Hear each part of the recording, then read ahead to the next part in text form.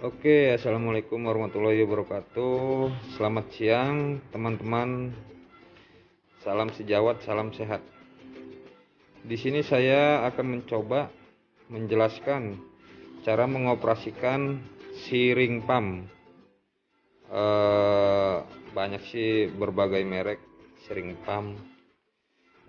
Di sini kita akan mencoba mengoperasikan si ring pump dengan merek. Oke lah, kita nggak usah sebutkan, nanti takutnya dikira promosi ya. Yang pertama kita jelaskan dulu. Di sini ada beberapa tombol. Di sini ada power, terus ada select, di sini ada clear, di sini ada bolus, start, dan stop. Dan untuk cara pengoperasiannya, yang pertama itu kita colokkan terlebih dahulu. Nah, ini dia. Ini kabelnya ya. Kita colokkan dulu ke arus listrik.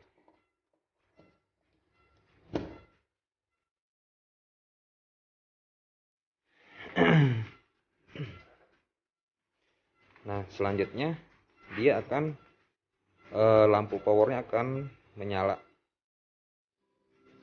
Jika lampu power ini menyala, otomatis aliran sistemnya emang udah masuk ke si ring pump ini. Pastikan ya menyala.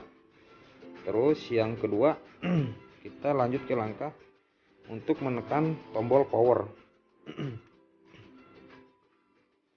Nah, setelah tombol power menyala, nanti di sini kita apa sih namanya, untuk dosis sih tergantung instruksi ya.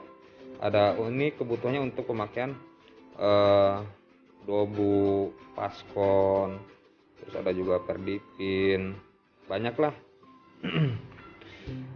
Nanti kita akan mempergunakan speed yang 50 cc.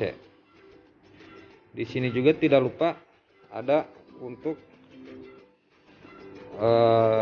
dudukan speed, ada bisa 50 cc, bisa 10 cc, dan di sini juga ada handle untuk memegang speednya.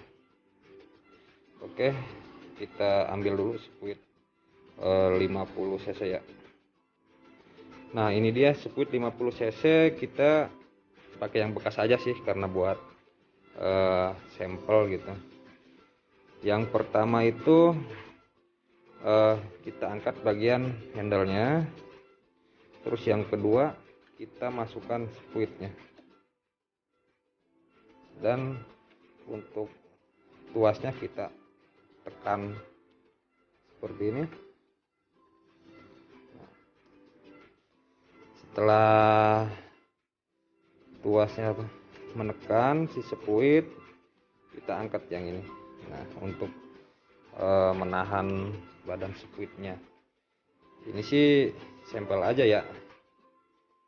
Misalkan ambil contoh dia ini perhitungannya cc per jam. Jadi misalkan apa sih,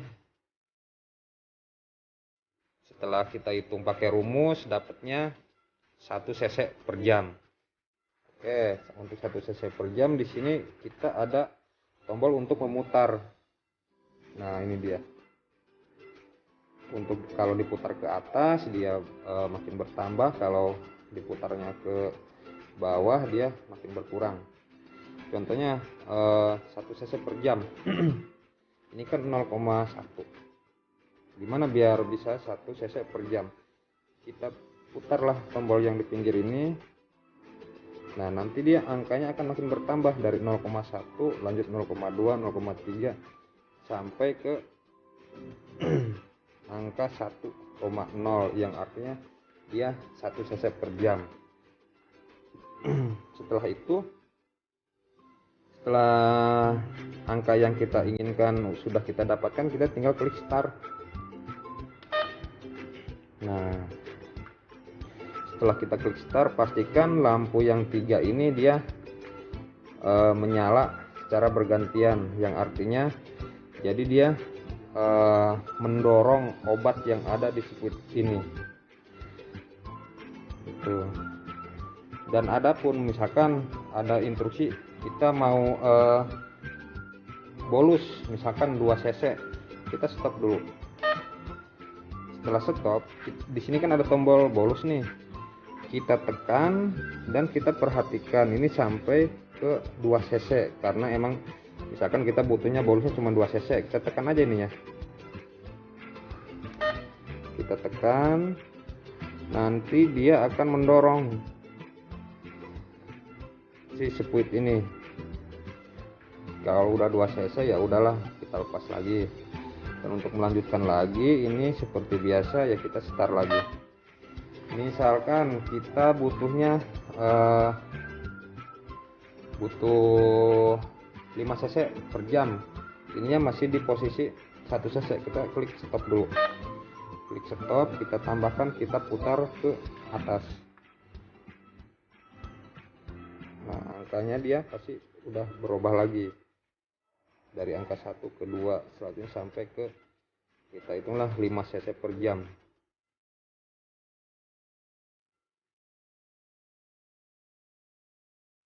Kelebihan, kalau kelebihan ini kita putar balik. Nah sudah di angka yang sesuai kita inginkan 5 cc per jam, selanjutnya kita klik start. Nah, pastikan lagi lampu yang 3 ini dia nyalanya bergantian dengan tujuan arah yang sama. Dan karena kita pakai sekuit yang 50 cc, di sini dia yang 50-nya dia akan menyala karena dia terbaca, dia pakai 50 cc berarti dia di 50 yang terbaca. Kalau kita pakai sekuit yang 20 cc pasti nanti 20, angka 20 ini yang akan menyala. Ada begitupun seterusnya, kalau kita pakai sekuit yang 10 cc pasti dia akan menyala di angka 10 sesuai sekuit yang kita pakai. Terus untuk selanjutnya, kalau misalkan obatnya habis. Nah, kalau misalkan obat yang di sekuit ini sudah habis, dia nanti akan alarm akan bunyi sendiri dia di sini. Nanti dia alarmnya akan bunyi menandakan bahwa obat yang sedang terpasang di siring pump ini dia sudah habis. Dan untuk menggantinya, begitu alarm ini misalkan berbunyi, kita tinggal klik stop. Nah, setelah stop,